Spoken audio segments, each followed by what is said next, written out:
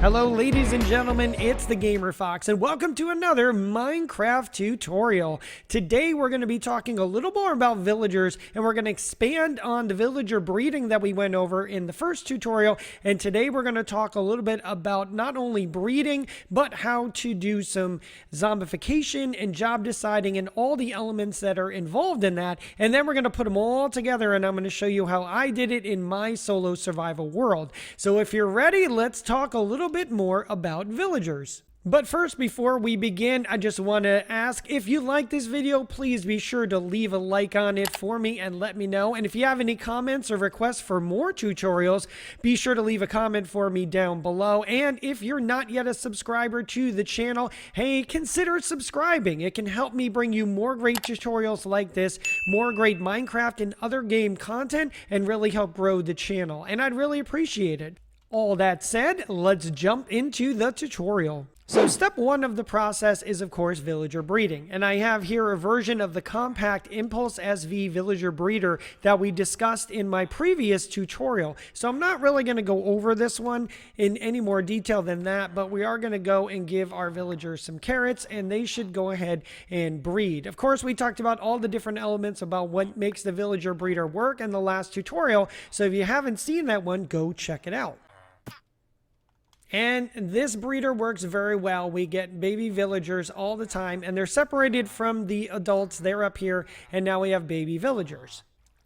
Step two of the entire process is to separate the children from the adult villagers. Children can't get jobs, only adults can. So we want to make sure when we're going to be getting jobs for our villagers, we only want the adults. And that's exactly what this system does here. Now, this is just a cutaway of the breeder mechanism right here. As you can see, it looks exactly like that. And we have a water channel right here, which moves villagers into this chamber right here. And as you can see, we have a child villager in there, and they sit under this little pocket right here, this pocket of air under the water. Now when they become adults, they will get their head in the water and they will naturally want to swim up, and as they do, they'll come up here, they'll move over, and they'll go into the holding chamber right here. So we can take a look at that in action. I have two villagers right here waiting in this spot, so I can just hit them with an egg right there, and you get a child villager who should fall off the stick. There we go. So now the baby villager has gone down, and the baby will go down into this air pocket right here.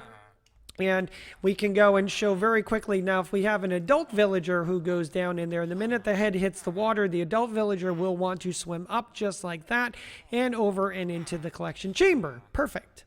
Now, the next couple steps in the process, there's lots of different ways to do this, but this is my personally preferred method, and that is to take them from the whatever containment area I have them in after they're bred and they're separated, and moving them into some type of system where they can be zombified and healed, and that's what I do right here. So this little mechanism, it's just a dispenser that shoots a minecart out onto a track, and you arrange your track in this configuration right here, and when you do, it'll take the villager away one at a time.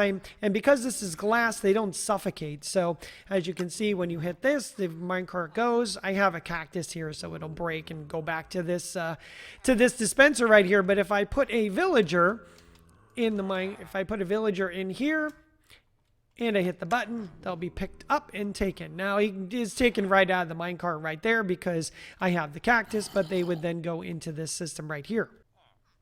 So I've removed the cactus right now, so when I hit the button this time, the villager in this containment area is going to be taken via minecart over to see Bob, my zombie right here, for zombification. And that is step number 4 of the process, and that is to have a zombie, preferably with a sword or some type of weapon so the zombification goes quick. If they have a sword, there'll be less hits by the zombie to get them zombified. They can come right here in front of the zombie and get zombified. So let's hit the button and let's send our villager on over, and boom. Wow, that was really quick with a netherite sword. That was only 2 hits. Wow.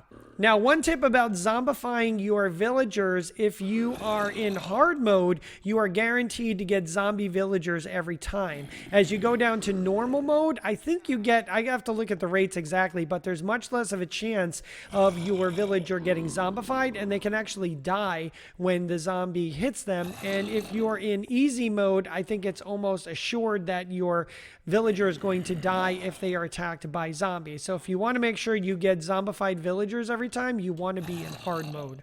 And I'm going to move my newly zombified villager right here along the way and put him right in there. Now, what I do here is this is just kind of a queuing mechanism. So when I have my splash potion of weakness and I have my golden apple, I can hit him with that, give him the golden apple, and get the healing process going. And you can do this as many times as necessary to get them down to have the best deals on trades.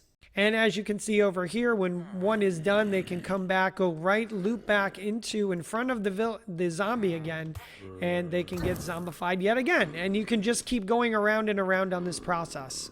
So the next step in our process is to give our villagers a job, and that's what this little house thing right over here is all about. Now this person is healed, so let's send this villager over into the hut. And again, if you send them through the glass, they don't get hurt. Sometimes you can leave them in the minecart, and sometimes you can't. So you can go through and you can cycle through all the different jobs, and if you want to try a different job block, if you want to try a cartographer, you could do that and see, and he's got the same kind of deals.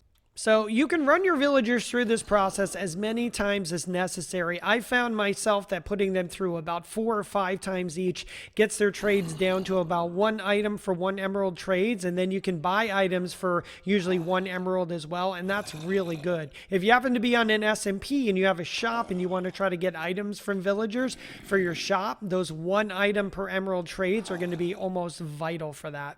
Oh, hey, how you doing? Yeah, I'm trying to talk about this stuff on the tutorial. Do you mind? Can I talk to you a little later? Okay, cool. Thank you.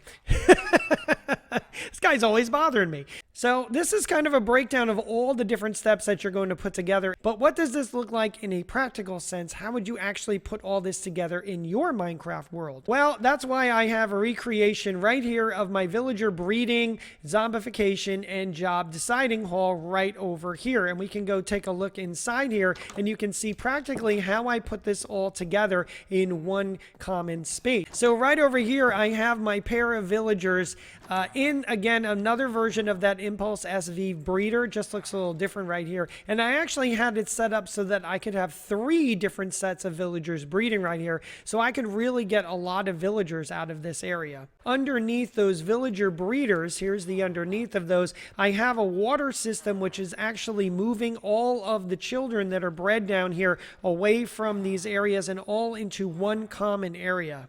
So right over here is where the water comes down. There's that air pocket for the baby to fall into, and then the adults end up right over here.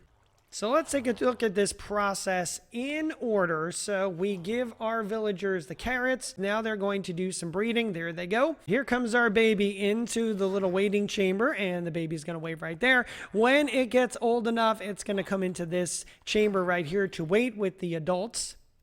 And when we're ready, we have a dispenser right here and a redstone mechanism. We can bring the adults upstairs. Now, when I'm ready for a villager, I can hit the button and the villager will come up from that containment chamber and go right in front of Tom right here, and we'll get zombified. All right, our villager is now zombified, so I'm going to turn the track on, give it a little push, send it into slot number 1. I've got some potions of weakness and a golden apple, and I will go through and hit this villager and get the healing process started just like we did out over there. Now, when the villager's done, I can do the same thing, bring them into this area right here. Same tech and mechanisms, just set up a little bit differently. Try to give this villager a job and see what comes out. And this has 6 different areas. You can zombify and heal 6 different villagers at a time in this particular setup, which is very efficient. If you're really trying to set up a large villager trading hall very quickly, this is a pretty efficient setup to do that. Now, when you're all set and done and you have it all set up, then you can do exactly like something like I did right here, where I put all of my villagers in my timber village, where I am able to trade with them and get goods from them, or you can set up your own villager trading hall, whatever you'd like to do. So that'll do it for this Minecraft villager tutorial. I hope you got some tips out of this that are helpful for you in your world so that you can set up a good villager trading hall quickly and efficiently too. And if all goes well, you too can have a villager trading hall similar to this one with lots of librarians giving you lots of good deals on books. Hope it goes well for you. Let me know how it goes in the comments. If you have any questions or comments, be sure to leave them below. If you want to see more Minecraft tutorials, hey, let me know what you'd like to see. Maybe we can put some more tutorials together for you. That's it for right now. Take care and be safe, and we'll talk to you again real soon. Bye-bye.